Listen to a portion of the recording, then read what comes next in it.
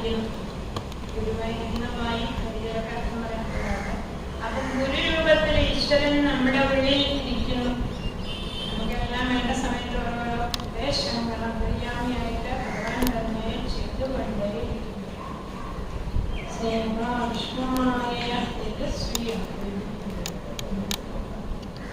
ആറാമത്തെ അധ്യായത്തിലാണ് ബ്രഹ്മാദി ദേവന്മാർ വന്ന് ഭഗവാൻ പറഞ്ഞ അവതാരം ഗംഭീരമായി ഉപസംഹരിക്കേണ്ട കാലമായി എന്നൊക്കെ പറഞ്ഞപ്പോൾ ഭഗവാന് പറഞ്ഞു, ഞാൻ ദേവന്മാരെയും കൂടെ നശിപ്പിച്ചിട്ടുള്ളതാണ്. എന്നിട്ട് ഈ ശാപം കിട്ടിയ കഥയുണ്ടല്ലോ, നേരത്തെ പറഞ്ഞതനുസരിച്ച് ഭഗവാനോട് പറഞ്ഞു, നിങ്ങളെല്ലാവരും പ്രഭാസവ്യവസ്ഥത്തിൽ പോയിട്ട് കർമ്മങ്ങളൊക്കെ ചെയ്യണം, പ്രായശ്ചിത്താൻ കർമ്മങ്ങളൊക്കെ ചെയ്യണം, ബ്രാഹ്മണദാനം ചെയ്യണം എന്നൊക്കെ ഒരുപാട് കാര്യങ്ങൾ ഭഗവാൻ പറഞ്ഞു കഴിഞ്ഞപ്പോൾ എല്ലാവരും അതിനുള്ള ഒരുക്കങ്ങളായ വണ്ടിയൊക്കെ ഏർപ്പാട് ചെയ്ത് തുടങ്ങിയ ഉത്സവന് തോന്നി ഇതൊരു പരിപാടി ദ്വാരകയിൽ ഇരുന്നാൽ ഈ ശാപം ബാധിക്കുക. അതുകൊണ്ടാണ് ഞാൻ ചെയ്യുന്നതായത് മനസ്സിലാക്കുന്നത്. ഭഗവാനോട് വിന്യാസ ഭഗവാനെ അടുത്തയുടെ ഉദ്ദേശം എന്താണെന്ന് എനിക്ക് മനസ്സിലായിരുന്നു. അവിടുന്ന് പോവുകയാണെന്ന് എനിക്ക് മനസ്സിലായി. അങ്ങനെയാണെങ്കിൽ എന്നെ കിടക്കുന്നതൊക്കെ ശരി തന്നെയാണ്. ബ്രഹ്മാവിനാൽ പ്രാർത്ഥിക്കപ്പെട്ടവരായിട്ട് ഞാൻ പോവുകയാണ്. കുലം വൈശാലം ഈ വംശവും നശിച്ചു പോകും. 7ാമത്തെ ദിവസം ഈ പുരി സമുദ്രത്തിന് പറഞ്ഞു. അതുകൊണ്ട് അവിടുന്ന് എല്ലാ സർവം പരിത്യജ്യ സ്നേഹം സദനബന്ധുക്കളിലുള്ള സർവസ്നേഹവും ഉപേക്ഷിച്ച് ലോകത്തിൽ സഞ്ചരിച്ചു. കൂടാതെ എന്നൊക്കെ പറഞ്ഞപ്പോൾ ഉത്തമം പറഞ്ഞു, അതൊന്നും എന്നെക്കൊണ്ട് പറ്റും തോന്നാനില്ല. എന്തെങ്കിലൊരു ത്യാഗോയം ദുഷ്കരോഹോമ, അങ്ങനെയൊരു ത്യാഗം എനിക്ക് സാധിക്കും എന്ന് തോന്നലില്ല.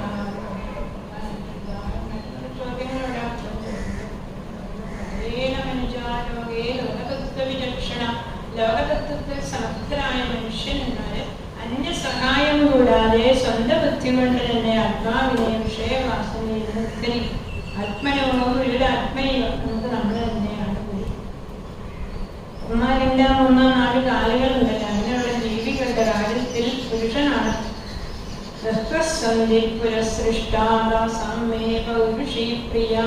ശ്രദ്ധിക്കേണ്ടത് 4 കാലുള്ളത് 8 കാലുള്ളത് 2 കാലുള്ളതൊക്കെ ഉണ്ട് ലോകത്തിലെങ്കിലും ഭഗവാൻ പ്രിയപ്പെട്ടത് മനുഷ്യരാണ്. 2 കാലം നടക്കുന്ന നമ്മൾ തന്നെയാണ്. അപ്പോൾ ഇതിനെ മനസ്സിലാക്കത്തക്ക രീതിയിൽ സംഘം വിടാനുള്ള പരിപാടി എന്താണെന്ന് വെച്ചാൽ ഈ ലോകത്തിലേക്ക് നോക്കി പഠിക്കുക. ഒരു സംവാദമുണ്ടായി. ഒരവധൂതനും യദുരാജാവും കൂടി, അവധൂതനായിരിക്കുന്ന ദത്താത്രേയൻ കാവേരി നദിയുടെ തീരത്ത് ചുട്ടുകൊള്ളുന്ന വെയിലത്ത് ആ മണലിൽ അങ്ങനെ ആനന്ദവാനായിട്ട് കിടന്നു. അദ്ദേഹത്തിനെ കണ്ടപ്പോൾ കുട്ടിയെപ്പോലെ സഞ്ചരിക്കുന്നു. അപ്പൊ ചോദിച്ചു, യദു മഹാരാജാവ്, എനിക്കിതെല്ലാം ഉണ്ടായിട്ടും യാതൊരു ആനന്ദവുമില്ല, എന്നാൽ അങ്ങയുടെ മുഖത്ത് സദാ ആനന്ദം കാണപ്പെടുന്നു, ഇത് എന്തുകൊണ്ടാണ്? ബ്രഹ്മൻ ആത്മന്യ ആനന്ദ കാരണം, ആത്മാവിൽ കാണുന്ന ഈ ആനന്ദത്തിന്റെ കാരണം എന്താണെന്ന് ഞങ്ങളോട് പറഞ്ഞു തരണം എന്ന് പറഞ്ഞപ്പോ ഇതിനീപം മഹാഭാവോ ബ്രാഹ്മണഭക്തനും ബുദ്ധിമാനുമായ യദുവിനാൽ ഇപ്രകാരം ചോദിക്കപ്പെട്ട ഭഗവാൻ വിനയപൂർവ്വം നമസ്കരിച്ച യദുവിനോട് ദത്താത്രേയൻ പറഞ്ഞു, എനിക്ക് 24 കുറെ ഗുരുക്കന്മാരുണ്ട്, അവരിൽ നിന്നാണ് ഞാനിതെല്ലാം പഠിച്ചത്. ഇപ്പൊ ഗുരുക്കന്മാർ ധാരാളമുണ്ട്. അന്ന് പറഞ്ഞു തരികയാണ്. ഇവരാരും പറഞ്ഞു തരുന്ന ഗുരുക്കന്മാരല്ല, കണ്ടുപിടിക്കേണ്ട ഗുരുക്കന്മാരാണ്.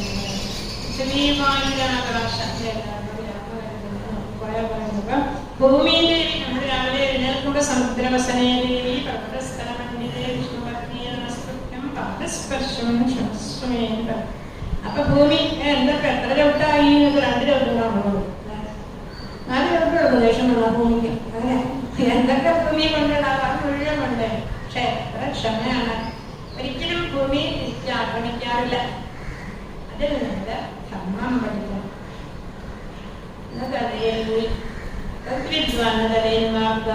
ശിക്ഷം ക്ഷിതേർ വ്രതം, അത് ഭൂമിയിലേക്ക് വ്രതമായിട്ടുണ്ട്. ഞാൻ ആരോടും ഇവിടെ ഒരു ആരോടെങ്കിലും മൈക്കുണ്ടാക്കിയ അങ്ങനെ ഒരു വ്രതം, അങ്ങനെ ഒരു വ്രതം, ചെറിയൊരു വ്രതം ഭൂമിയിലേക്ക്.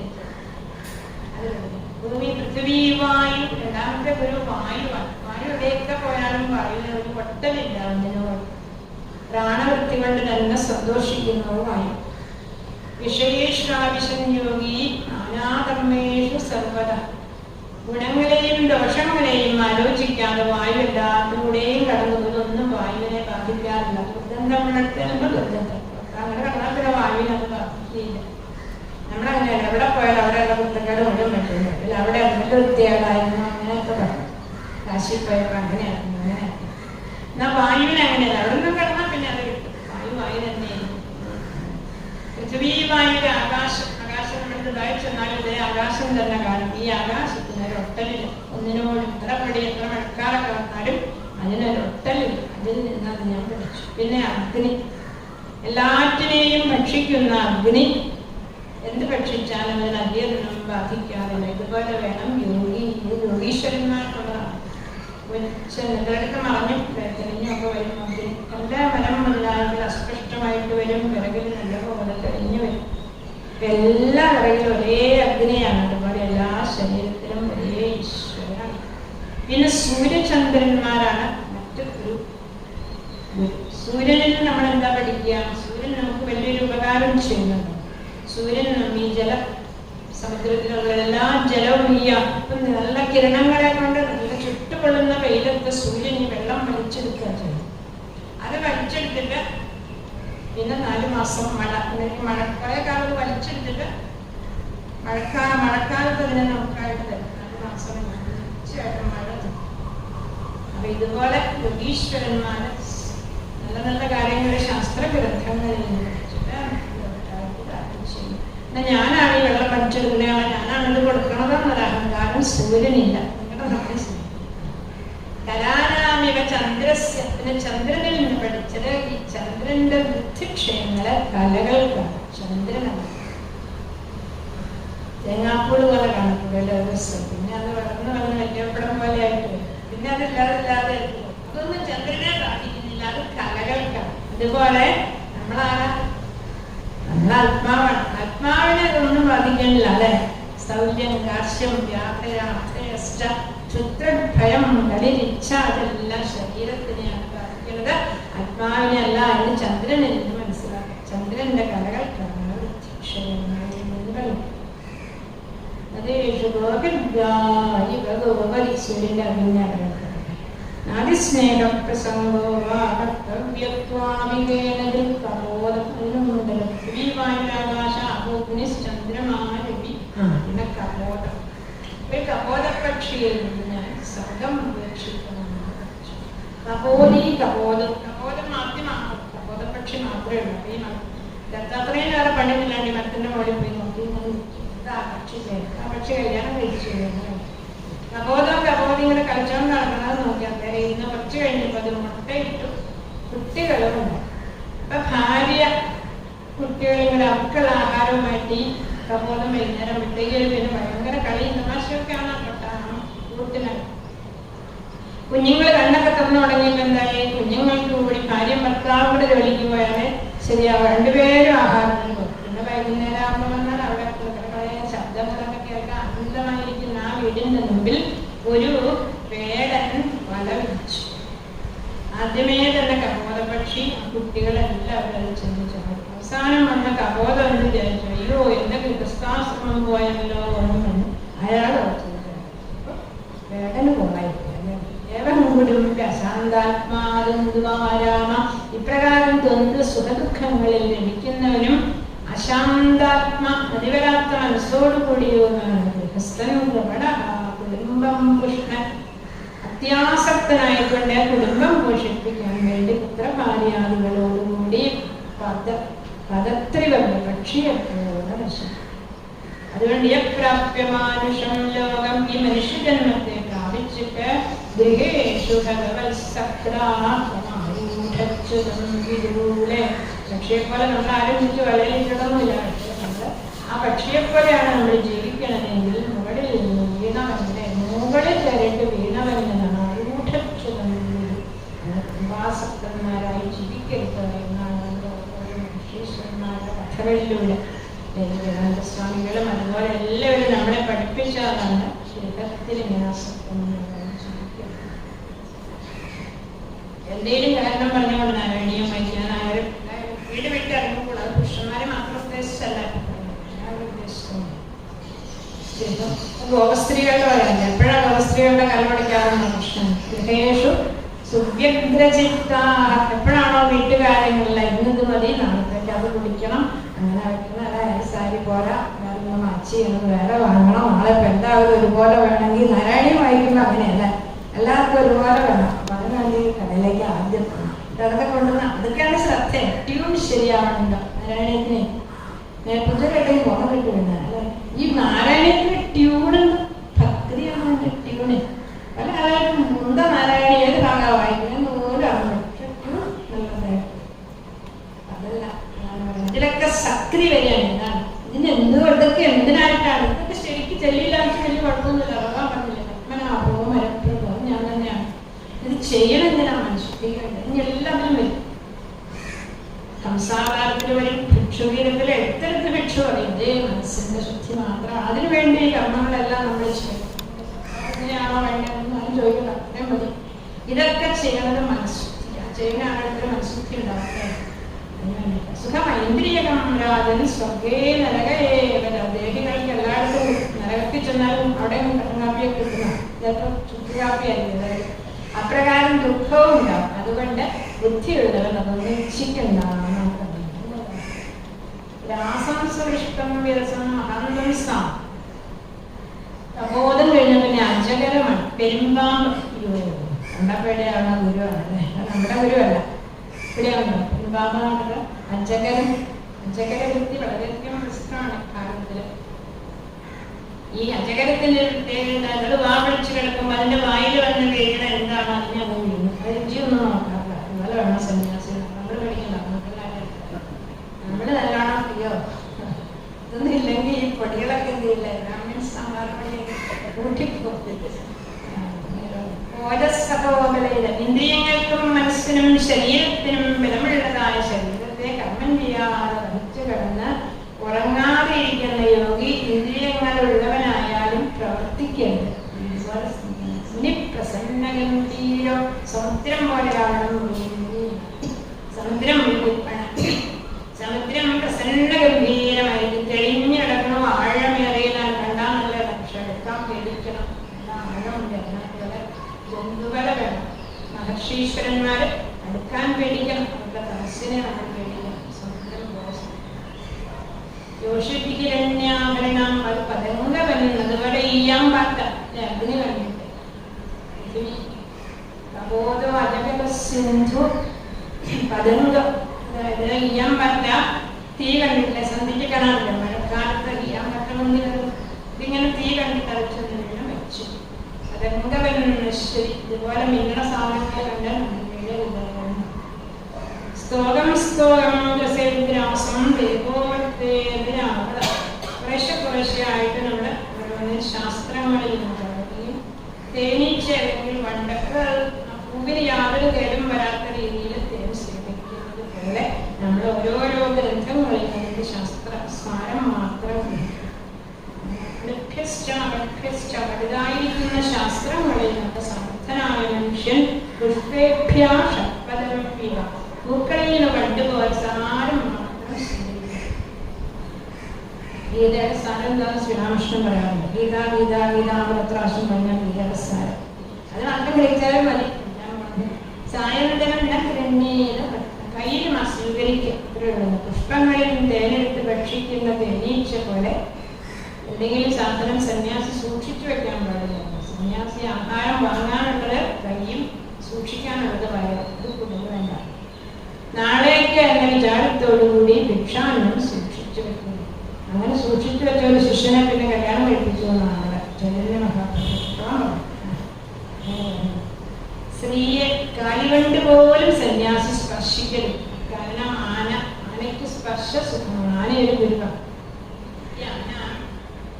പ്രബോധോ അജഗര സിന്ധു പതംഗോ മധുഗജ. ആനയുടെ പ്രത്യേകത ഈ പിടിയാനകളെ നല്ല രീതിയിൽ പഠിപ്പിക്കും. എന്നിട്ട് ഇതിനെ പറഞ്ഞു അത് കാട്ടിൽ ചെന്ന് കൊമ്പനാനയുടെ പത്തിങ്ങനെ തോന്നും. അപ്പൊ ഈ സ്പർശ സുഖം കിട്ടുമ്പോൾ ആ തിരിഞ്ഞാൽ ആ ആനയുടെ പുറകെ ഇവർ രണ്ടുപേരും കൂടി പോയിട്ട് പിടിയാന ചെന്നിട്ട് ഈ ആന കൂടെ ഉണ്ടാവും. അതിന് വാതിലിക്കണം. അപ്പൊ ആ വാതിലിക്കൽ അതാ അങ്ങോട്ട് കയറും. എന്നാൽ അപ്പുറത്തുള്ള വാതിലിക്കൽ ഇറങ്ങി പോകും. കൊമ്പനാനെ ഉടനെ അവിടെ പിന്നെ പോകൽ ഈ മണം പിടിച്ച് സ്പർശം കാരണം പുറകെ പോയി ഈ പെർഫ്യൂമിന്റെ സുഗന്ധമൊക്കെ കേട്ടിട്ട് പോയിട്ട് അവിടെ ചെന്ന് കഴിയുമ്പോൾ ഈ പിടിയാനെ കൂട്ടിൽ കയറുമ്പോൾ 2 വാതിൽ ഒപ്പാണ്. പിന്നെ ആനെ പിടിക്കും.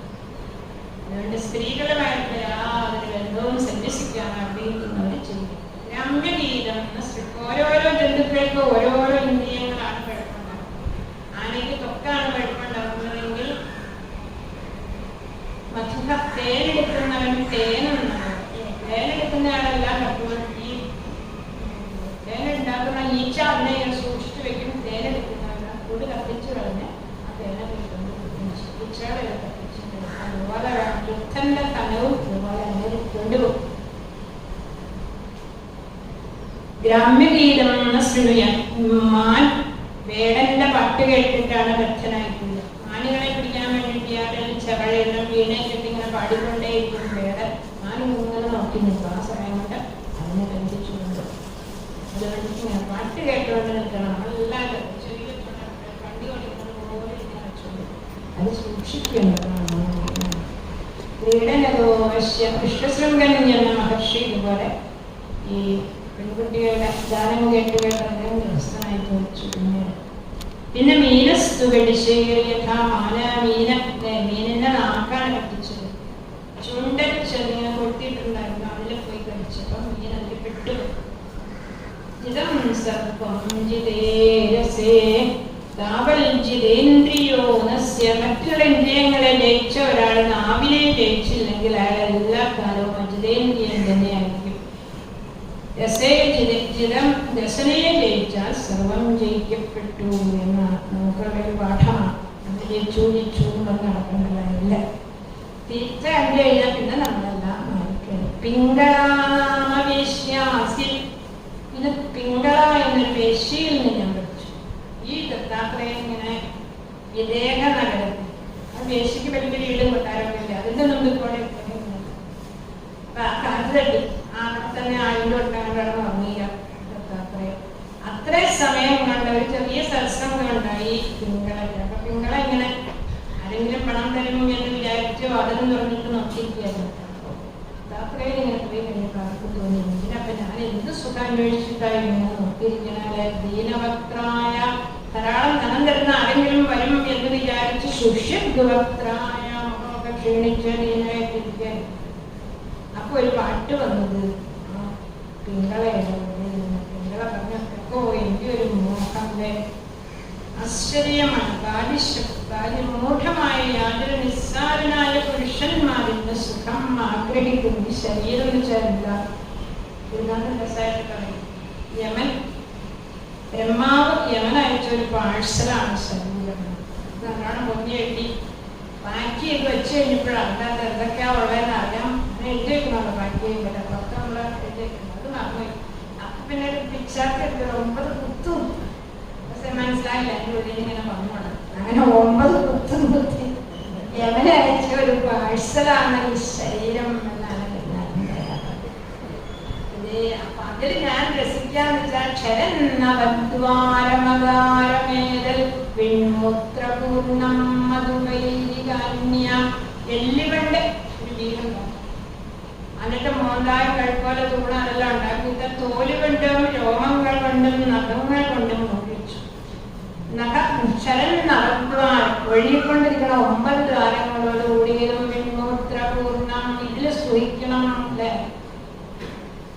എന്നിൽ നിന്ന് അന്യായ ആരെങ്കിലും ചിന്തിക്കും. ഞാൻ മാത്രമേയുള്ളൂ ഈ വിദേഹ നഗരത്തിൽ ഞാൻ മാത്രമേ ഇങ്ങനെ ചിന്തിക്കുന്നത്. പക്ഷേ എൻ്റെ ഉള്ളിലുണ്ടല്ലോ ഈ സുഖമൊക്കെ അദ്ദേഹം പറഞ്ഞത്. മൈവംസ്വരം അന്ധഭാഗ്യായ ഭാഗ്യമില്ലാത്ത എനിക്ക് വൈരാഗ്യം വന്നു ചേർന്നു. സംസാരൂപേ പതിനം. അതുകൊണ്ട് മഹാവിഷ്ണുവിനെ പോലെ ഞാൻ ഭഗവാൻ പ്രീതോ വിഷ്ണു ഏനാപി കർമ്മ എന്തോ കർമ്മം ചെയ്തിട്ട് മഹാവിഷ്ണു എന്നിൽ സന്തോഷിച്ചു. വൈരാഗ്യം വന്നു കഴിഞ്ഞു. സന്തുഷ്ടാസക്തലാഭേന ജീവതീ വിഹരാമ്യമനൈവാഹം ആത്മനാരമണേന വൈ.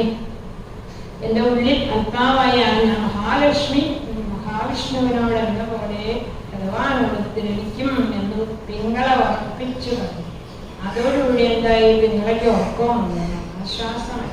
ആശയൊക്കെ പോയി കഴിഞ്ഞതാണ്. അപ്പൊ ആശാഭിപരമം ദുഃഖം, പുറമേയുള്ളതൊന്നും സമ്പാദിക്കേണ്ടതില്ല, ഉള്ളിൽ തന്നെ ഉണ്ട് ആനന്ദം എന്നാണ് മനസ്സിലാക്കിയിട്ട് പിങ്ങളെ സുഖമായി പറഞ്ഞു. ഉറക്കം വരാതിരിക്കാനുള്ള കാരണം ആശയാണ്. ആശാഭിപരമം ദുഃഖം നൈരാശ്യം പരമം സുഖം. നിരാശം എന്ന് വെച്ചാൽ നിരാശ, ആശയില്ലാത്ത അവസ്ഥയാണ് സുഖം എന്ന് മനസ്സിലാക്കി സുഖം സുഷ്വാപിങ്ങള സുഖമായി ഉറങ്ങി. അത് കണ്ടോണ്ട് ദത്താത്രേയം പോയി. പരിഗ്രഹോഹി ദുഃഖായ എന്ന് പഠിച്ചു. ആദ്യം പഠിച്ചത് പുരര അജകരോ സിന്ധു അബോധോ അജകരോ സിന്ധു പതംഗോ മധുഗജ മധുകാഹരിണോ മീനോ കുണ്ടളാ പുരരോ അർഹരാണി. കുട്ടി കുഞ്ഞുങ്ങളായിട്ട് നമ്മളെ കിട്ടുന്നുണ്ട്. ഒരു പുരര പക്ഷിക്കൊരു മാംസം കിട്ടി. അതിനെ കൊണ്ട് ആ പക്ഷി കടന്നു പോകാൻ കാണാം. സാധാരണ പക്ഷികൾ കലഹം കൊണ്ട് നാണ്ടാ ഇങ്ങനെ എന്തെങ്കിലും മാംസമൊക്കെ മോഷ്ടിച്ച് കാക്കിയൊക്കെ കൊത്തുകൊടുക്കും. അതുപോലെ നിങ്ങളെല്ലാം മറ്റുള്ളവരുടെ കയ്യിൽ കുതിക്കുന്ന കാര്യങ്ങളൊക്കെ അധികാരം അങ്ങനെയുള്ളതൊക്കെ നമ്മുടെ കയ്യിൽ നിന്നാ സ്വയം ഉണ്ടാവും. അതങ്ങോട്ട് വിട്ടുകൊടുത്തേക്കാം പോയി. ആ ആവശ്യം ആ മാംസപ്രശ്നം വിട്ടുകൊടുത്ത പക്ഷികളെല്ലാം കൊത്തിക്കൊണ്ടിരിക്കുന്നതാണ്. അങ്ങനെ ആ പുനരം മോക്ഷം വഴി സുഖം പ്രാപിച്ചു. അതിനാൽ കൈവശം വല്ലതും ഉണ്ടെങ്കിൽ ഉപദ്രവം ഉണ്ടാവും. വളരെ കുറച്ചാണ് നമ്മൾ ട്രെയിനിലൊക്കെ യാത്ര ചെയ്യുമ്പോൾ ഗ്രഹോഹി ദുഃഖായ നമ്മെ മാനാപമാനവസ്ഥ, അതുപോലെ മാനാപമാന ചിന്തകളില്ലാതെ കുട്ടിയെ പോലെ സഞ്ചരിക്കും. കൊച്ചുകുട്ടി അല്ലെ, നമ്മുടെ ഉണ്ണിക്കണ്ണനില്ലേ, പെണ്ണക്കിരന്നു വഴിയേ മടിയിലുക്കി കുഞ്ഞിക്കരങ്ങളുയർത്തി നടന്ന നേരം കണ്ണിൽ തെളിഞ്ഞ പുതുവെണ്ണ ലഭിച്ചു നിന്നോരുണ്ണി കിടാവു ചിരി കുണ്ടതു കണ്ടിടാവു. ഉച്ചയൊക്കെയാണ് അതാരെ കൃഷ്ണനെ ബ്രഹ്മാണ്ട്. എന്നാലും ഉച്ചയൊക്കെയായിട്ട് വെണ്ണയുണ്ടോ അങ്ങനെ ഗോപയുടെ അടുത്തില്ല. അപ്പൊ അവര് പറയും എന്റെ കുട്ടി എല്ലാം ഒരുക്കി വെച്ചില്ല. അപ്പൊ അവരമ്മ വിളിച്ചു നോക്കണ അങ്ങനെ ഒരു വെണ്ണാരാണ്. എന്തോ ഒരു സന്തോഷ. അങ്ങനെ കുട്ടിയെ പോലെ രണ്ടുപേരെയാണ് ഞാൻ ലോകത്തിൽ വിചാരമുക്തന്മാരായി കാണുന്നത്. ഒന്ന് യോ വിമുക്തോ ലഡോ ബാല, ഒരു ദുഃഖവുമില്ലാത്ത ബാലനും ഗുണങ്ങളിൽ നിന്ന് കടന്നിരിക്കുന്ന കൃഷ്ണദേവൻ. രണ്ടുപേരെയാണ് ഞാൻ ലോകത്തിൽ ദുഃഖമില്ലാണ്ട്. പിന്നെ നമ്മൾ സഞ്ചരിക്കുമ്പോൾ കഴിയുന്നതും കൂട്ടുകൂടാതെയൊക്കെ സഞ്ചരിക്കാൻ നോക്കുന്നു. അതിന് അദ്ദേഹം ഒരു പെൺകുട്ടിയുടെ വള ദത്താത്രേയം ധ്യാനിച്ചിരിക്കുമ്പോൾ ഒരു പെൺകുട്ടി അതിലെ ആ മഹർഷി കാണോ കുട്ടി ഞാൻ വള കേൾക്കുന്നു. അപ്പൊ 2-3 ദിവസം അങ്ങനെ കഴിഞ്ഞപ്പോ ഒരു ദിവസം കുട്ടി വന്നപ്പോ ദത്താത്രേയം നോക്കുമ്പോ വളയുടെ ഒച്ചയൊന്നുമില്ല. അപ്പൊ കുട്ടി പറഞ്ഞു മഹർഷി ഇനി പേടിക്കണ്ട, വളയുടെ ഒച്ച വളയൊക്കെ ഒരു ശബ്ദം ഉണ്ടാക്കുന്ന കല്യാണത്തിനാണ്. എന്തായാലും എല്ലാ വളയും 2 വളയിട്ടപ്പോഴും ശബ്ദം ഉണ്ടായിരുന്നു. അതും മൂരി വെച്ചു. ഒരു വള മാത്രമായിട്ട് ശബ്ദം. അതുകൊണ്ട് ഏകനായിട്ട് സഞ്ചരിക്കണമെന്ന് ആ പെൺകുട്ടിയുടെ വളയിൽ നിന്ന് ഞാൻ പഠിച്ചു. അതാണ് ദത്താത്രേയം. ഏകസ്മിന്നാഹവൈധ്വനീം വാസേബഹൂനം കരഹോ ഭവേദ്വാർത്താദ്വയോരവി ഏകയേവരേതസ്മാൽ കുമാര്യായി വകങ്കണ. കുമാരിയുടെ കയ്യിലെ കങ്കണം പോലെ ഏകനായിട്ട് സഞ്ചരിക്കണം.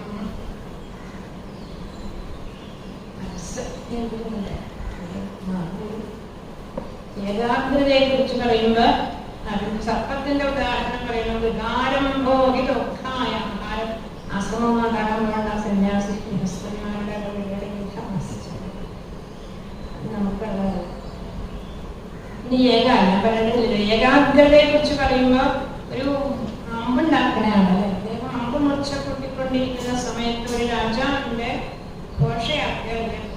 അപ്പൊ ആരോ ചോദിച്ചു കഴിഞ്ഞപ്പോൾ അത് രാജാവാണ് അല്ലെങ്കിൽ ഏത് പാർട്ടിയുടെ ജാഥയാണ് പോയതെന്ന് ചോദിച്ചു. ഞാൻ അറിയില്ല, ഞാനത് കേട്ടില്ല.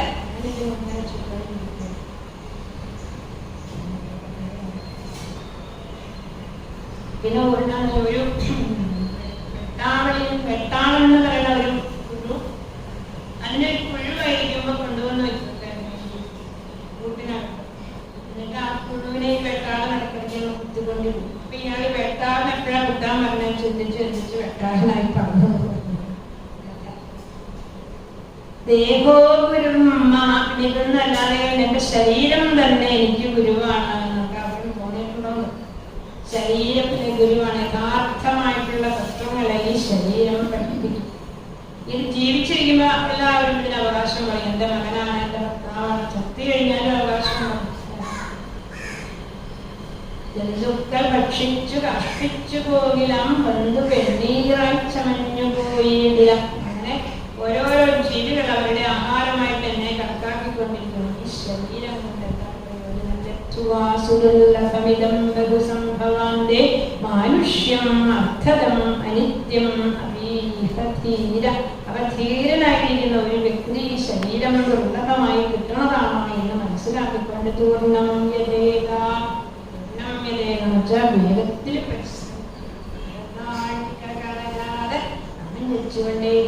വേഗത്തിൽ ശ്രമിക്കണം. കാരണം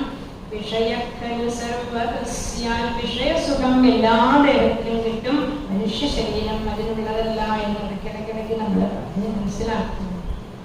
അങ്ങനെ ഞാൻ ഈ ഗുരുക്കന്മാരിൽ നിന്നെല്ലാം മരിച്ചുകൊണ്ട് ദേഹാഭിമാനമില്ലാതെ ഈ ഭൂമിയിൽ സഞ്ചരിക്കുന്നു. ഏകസ്മാൻ ഗുരുജ്ഞാനം സുസ്ഥിരം. ഉറപ്പായിട്ടും പരിപൂർണമായിട്ടും കഴിക്കില്ല. അതിനാൽ എല്ലാത്തരം ജീവികളിൽ നിന്നും പഠിക്കണമെന്ന് സമർപ്പിച്ചു. അങ്ങനെ അഭൂതപരശ്രുത്വ എല്ലാവരുടെയും നമ്മുടെ എല്ലാം പൂർവികനായ യദുമകാരാണ്. അതെല്ലാം കേട്ട് ബ്രഹ്മത്തിൽ തന്നെ മനസ്സിനെ ഉറപ്പിച്ചു എന്നതും സന്തോഷമാണ്. നിർത്താൻ